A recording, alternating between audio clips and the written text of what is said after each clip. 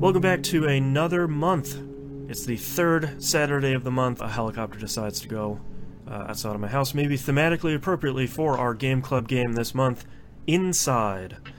Let's just start off with the about. Let's break it down here. Released on a bunch of platforms between June and August 2016. So those 3 months it sort of landed on various things. Developed and published by Playdead, famously of Limbo fame. Limbo. Came out on PC, PS4, Xbox One, and iOS. I didn't know there was an iOS version. I think it just came out. Oh, okay. A lot of companies are putting out iOS versions suddenly, like Oxenfree came out, and Life is Strange just came out. Yeah. Time Travel Metacritic 93, OpenCritic 91. The Peers Mighty Number 9, Zero Time Dilemma, and the excellent Hyperlight Drifter.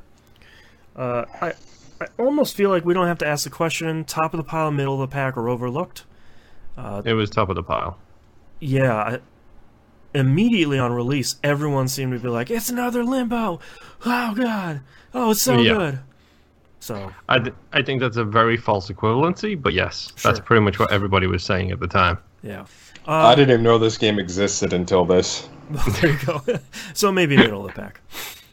Alright, let's start breaking down what we liked and what we didn't like. I didn't play it this time because I just recently played it. So I will start with you guys. Don't all jump in at once. It's a great game. Hey, I never talk first. We all know this. I never go first. Oh, alright. No, I thought that was a really, really good puzzle game. I enjoyed it far more than Limbo. Mm-hmm. I never played Limbo, so this is my first Playdead thing. I was a little confused on why this kid was running, and still really didn't understand that at all. But yeah, that game went places I really wasn't expecting. Yep. Yeah, I think for me, the deeper you get in the game, I was sort of like, okay, this is kind of cool. Okay, now there's zombies. Okay, there's like an underwater killer mermaid. Okay, cool. What's that? What's that giant thing? What did it just do? What am I doing? Yeah, I was not expecting to be Cronenberg by the end of it. I was not expected to be the thing at the end of Akira. Yeah. the thing at the start of the thing. Yeah. Yeah, I think when I started Inside, I picked it up on launch when it came out. It originally launched on Xbox One and none of the other platforms. Because I think it was an ID at Xbox game, if I remember correctly. I think it was, and Playdead also. I think Limbo was an Xbox exclusive for a couple of months as well when that first came out. Yeah. Like, they've got a good working relationship with Microsoft. Yeah, Microsoft was always pimping their stuff at E3. Mm-hmm. So I picked it up, and I didn't really realize that it was a puzzle game, but I was really entertained, because I thought it would just be a platformer, not having played Limbo, and I was like, oh, it's a puzzle game. Oh, it's a really good puzzle game. Alright, cool. I get behind this. I thought this was a lot better than Limbo, especially the puzzles. They were a lot more environmental than I was really anticipating. Yeah. Especially a lot of luring, and you can't do it in one shot. The one puzzle with the three dogs chasing you on the chain link fence. Yeah. You want to rip all those boards down in one shot, but you kind of got to go back and loop back over and dangle your feet at certain points. And I thought that was clever. That was probably the one puzzle I had to look up. When you hit the button at the top and you dangle on that chain out to the one side, just to get the mermaid. They keep calling it a mermaid. I don't think it was a mermaid. Oh, no, it wasn't. It was like an underwater Japanese horror demon. Yeah, it was almost like Samara of the sea. Right. It's the ring girl with gills. But no, it was horrifying. And then I find it odd that it helps you breathe underwater at one point. Mm-hmm. Yeah, when you die or something. Yes. Yeah, I did like the puzzles with her a lot, because I felt like most of the game you had such a huge margin to finish some of those timed puzzles. and the time, the margins get slimmer, like with Knobs talking with the dogs and ripping up the boards, where, you're like, I'm going to rip them, I just got eaten. And, when you start doing the puzzles with the underwater thing, I like that you sort of have to lead it away from the thing you want to get to, and then loop back very quickly, and then kind of climb out, and it's nipping at your heels the whole time. There are a couple of times where her hands were through the water. I was like, oh. Yeah. No, those are really good. I really like the submarine stuff. Like, I thought that was brilliant. And probably my favorite thing was the whatever was making the sonic boom in the background. That you shockwave section. You never find out what's causing that. Yeah, that's one of those puzzles I like where you want to run layers ahead because you're like, oh, I can make it, and then all of a sudden you just, it's like, okay, well, I have to take this way slower than I was doing before. Yeah, there were some pretty violent deaths in this game. Yeah, that's something that carries over from Limbo, is they've got no problem making you feel horrible about not doing a puzzle because the actual dying is terrible. I thought this was way worse because that was, I mean, granted, the kid was a little more cartoony in Limbo, and you're getting spiked by a giant spider monster. Right. So it didn't really feel as violent. Like, that first time you get caught by that dude with the flashlight literally chokes you out. And it was like, whoa. Yeah, like, I didn't play Limbo, so never really... when, like, the dog is chasing you on, like, the very first or second screen, I was like, oh, this is cool and cinematic. Oh, the dog just ate me. Wow. Okay. Yeah. We're starting this off pretty seriously. Oh, and nothing really prepares you for the speed that dog comes at you. Yeah. Like, it was horrifying. Yeah, that thing is really cooking. Yeah, it really was. And I do like the fact that he picks up his pace. Like, the kid picks up his pace. Like, when you first start getting chased at the beginning of the game, you're expecting him to keep running the same pace, but he doesn't. He actually starts running faster, which I think is a really nice little touch. He goes from, like, a solid run to a full-out sprint. I think the thing that surprised me the most puzzle-wise is I was expecting when you get first introduced to the zombies and you have to...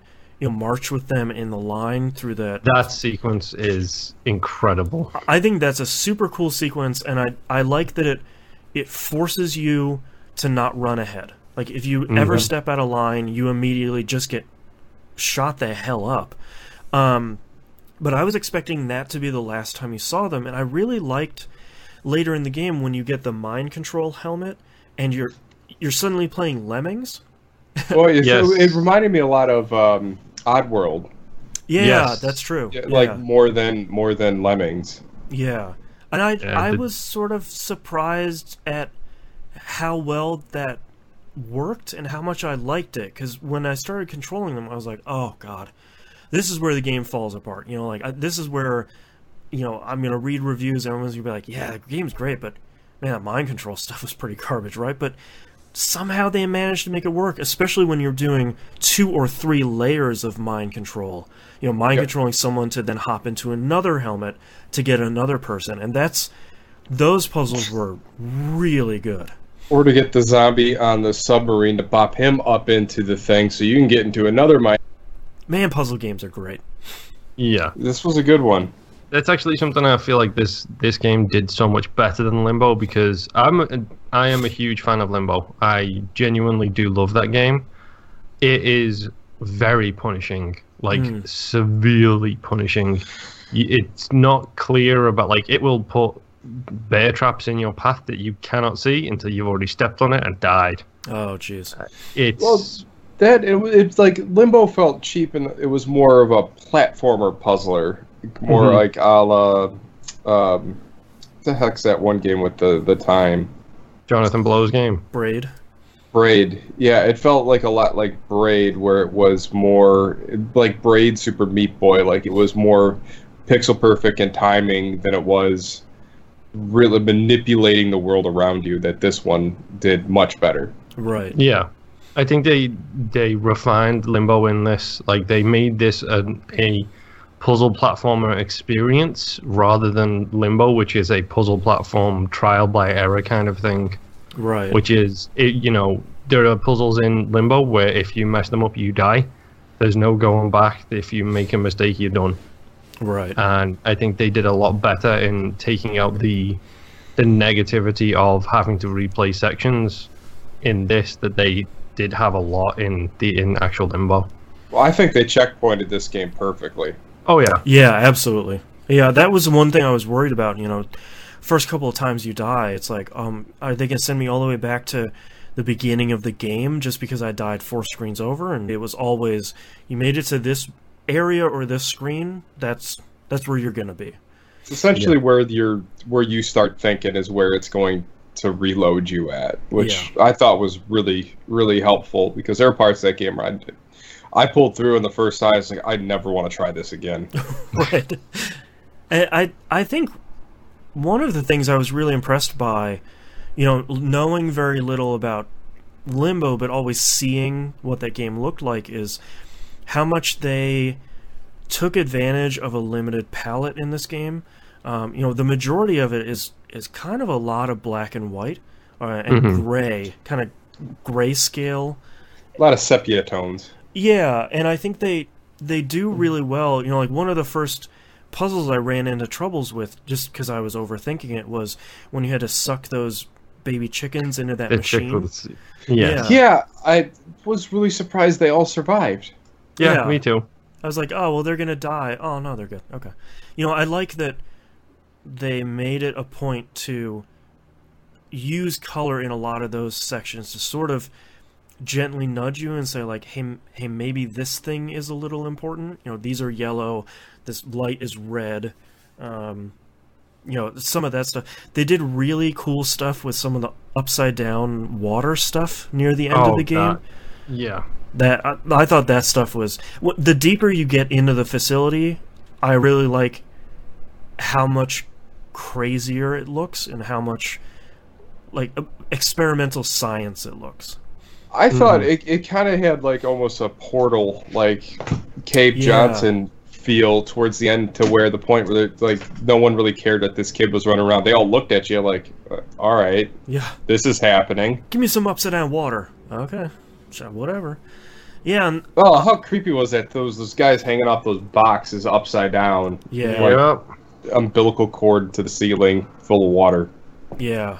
Some really weird stuff. And I certainly, going up to the end, I certainly didn't expect, by the time you got to the end of the facility, you were going to shut it down or someone was going to kill you or something, but you getting absorbed into the blob, which I thought it was going to be some sort of reference to an eyeball, and I'm like, why am I unhooking? This seems horrendous. And then all of a sudden you get zooped into it and you're like, what just happened? Oh, I'm the blob now? And then you come out with all the limbs coming out over the thing, and you're rolling through people. You're like, whoa. And then they start helping you. You're like, the scientists. Yeah. I had to look up. I was fairly sure there were no character names in this game. The main character is called The Boy. The fleshy blob is called The Huddle. That's a really good name. Yeah, I think... I love the noise that thing makes, by the way, where you bump into a wall and it's just like... Yeah. Or when you burn it. Yeah. I think what I thought was really fun was using that thing to tear through some of the back offices of the building. You bust through a window and it's just the HR department is there. You're just Katamariing over a bunch of people's desks and stuff. I love the guy sitting at his desk. Looks like a big boss man on that floor or something. You come smashing through the door and he just stands up and backs against the window, and then you just take him out the window with you when you go through him. Yeah. I thought that was pretty cool, and I like that they ended... The puzzles with the blob were similar to some of the stuff you've done in the game, so you already knew sort of what you needed to do, but they were different enough that it wasn't really... oh, you're controlling the same thing, it's just way bigger this time, so do some more puzzles again. Yeah. My favorite blob puzzle was the crane, when you have to grab the crane on top of the 2 boxes and then do the running backwards and forth thing on top of the boxes. Yeah. That's some cool stuff. Like, I kind of like the box on fire because you're kind of playing catch with yourself.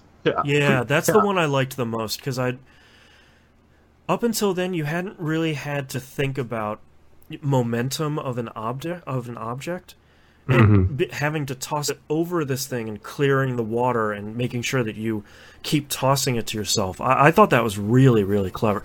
I think it's something incredible to have a puzzle game continue to give you interesting puzzles all the way up until the end. Because it's not like, oh, I'm throwing on fireboxes again. Here we go. Especially, I mean, there's 50 puzzles in that game. Yep. Like, I mean, it was really generous with the swinging mechanic because some of those I shouldn't have made. Yeah.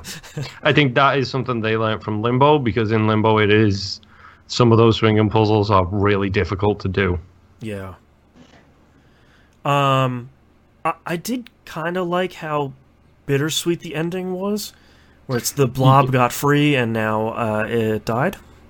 So, well, it got the sun. Yeah, Cronenbergs don't survive in the sun. Yeah.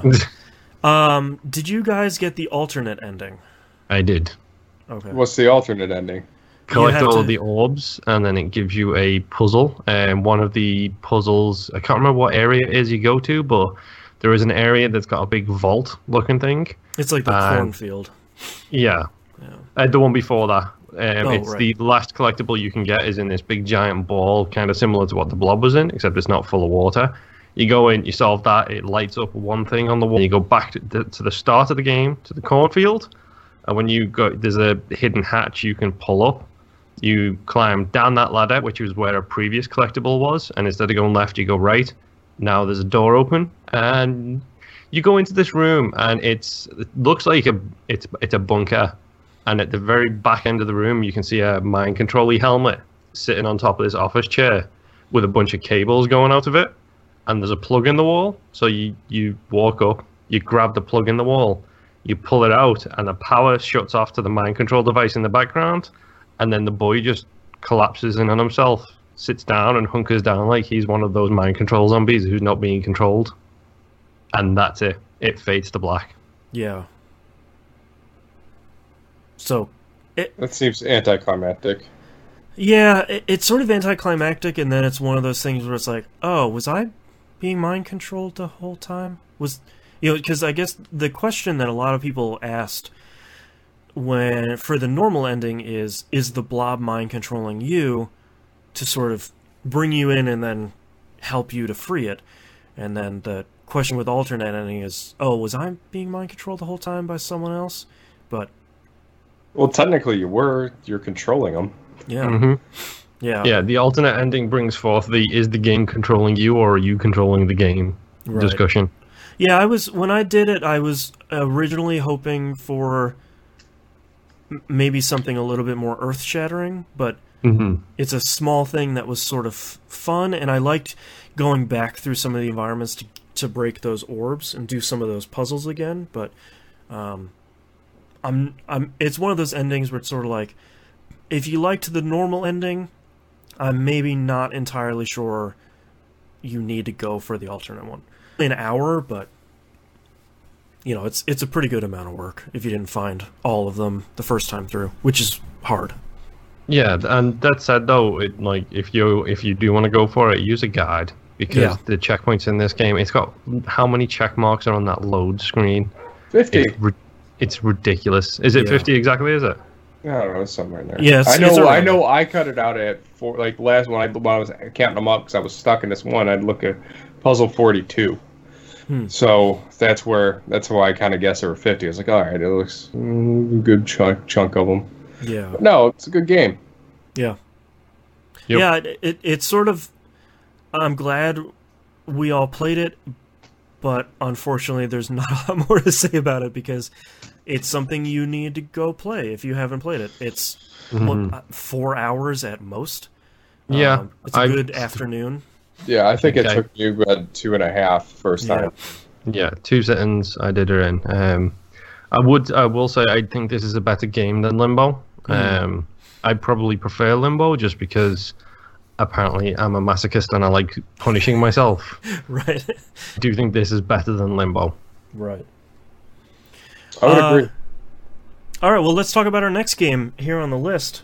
It is a game I put on the list finally coming up. It's Ziggurat. I think it is a game that all three of us will like. Wait, did you put this on the list, or did I put this on the list? I think I put this on the list. I played this before, and basically, you take a randomly generated dungeon crawler, and you add weapon and magic systems like we're in Hexen and Heretic, and put it in a first-person shooter that moves as fast or faster than Quake. You have Ziggurat. Mm-hmm. So I would recommend for anyone listening to start it as early as possible, because you're meant to do some runs and unlock some stuff, and I had a lot of fun with it, and it runs incredibly fast even on consoles. So the next game is Ziggurat. It's out on Linux, OS X, Windows, PS4, Xbox One, and Wii U. So you probably have one of those. So we will reconvene in yet another month, the third Saturday of January 2018. So until then, see you next time. Later. Bye-bye.